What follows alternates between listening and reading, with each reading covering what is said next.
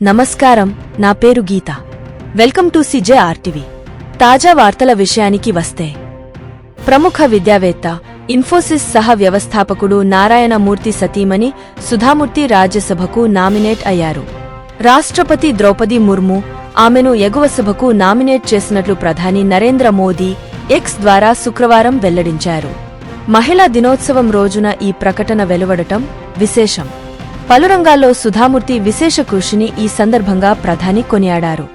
సామాజిక సేవ, దాతృత్వం, విద్యతో పాటు విభిన్న రంగాల్లో సుధామూర్తి చేసిన కృషి అపారం, స్ఫూర్తిదాయకం.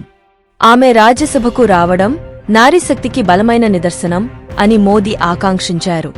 రాష్ట్రపతి తనను రాజ్యసభకు నామినేట్ చేయడంపై సుధామూర్తి ఆనందం వ్యక్తం చేశారు.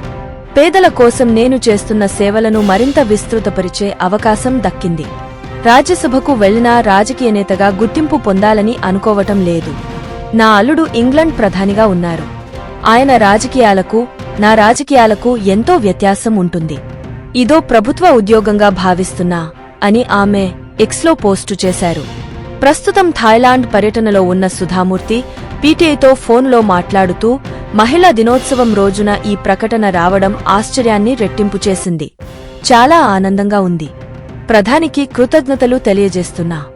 ఏనాడు పదవులు కోరుకోని నన్ను ప్రభుత్వం ఎందుకు ఎంపిక చేసిందో తెలియదు.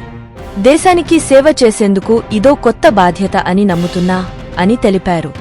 సుధామూర్తిని రాజ్యసభకు నామినేట్ చేయటం పట్ల కర్ణాటక మాజీ ముఖ్యమంత్రులు బిఎస్ యడ్యూరప్ప, బసవరాజ బొమ్మాయి, కుమారస్వామి హర్షం వ్యక్తం చేశారు. సేవాపథమే ఆమె మార్గం. 73 ఏళ్ల సుధామూర్తి ప్రస్తుతం మూర్తి ట్రస్ట్కు చైర్పర్సన్గా వ్యవహరిస్తున్నారు. పలు పుస్తకాల రచయిత్రిగా, విద్యావేత్తగా, వితరణశీలిగా దేశవ్యాప్తంగా సుపరిచితురాలు.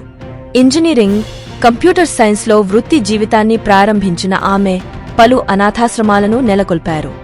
గ్రామీణాభివృద్ధికి, విద్యావ్యాప్తికి కృషి చేస్తున్నారు. కర్ణాటకలోని అన్ని ప్రభుత్వ పాఠశాలలకు కంప్యూటర్లు, గ్రంథాలయ వసతులు కల్పించారు. సుధామూర్తి సేవలకు గుర్తింపుగా 2006లో పద్మశ్రీ, 2023లో పద్మభూషణ్ పురస్కారాలతో కేంద్ర ప్రభుత్వం సత్కరించింది. మరియొక తాజా వార్తలతో మీ ముందుకు మళ్లీ వస్తాను. అంతవరకు సెలవు. CJRTVని సబ్స్క్రైబ్ చేయండి. ఈ వీడియోను లైక్ చేయడం మరియు షేర్ చేయడం మర్చిపోవద్దు.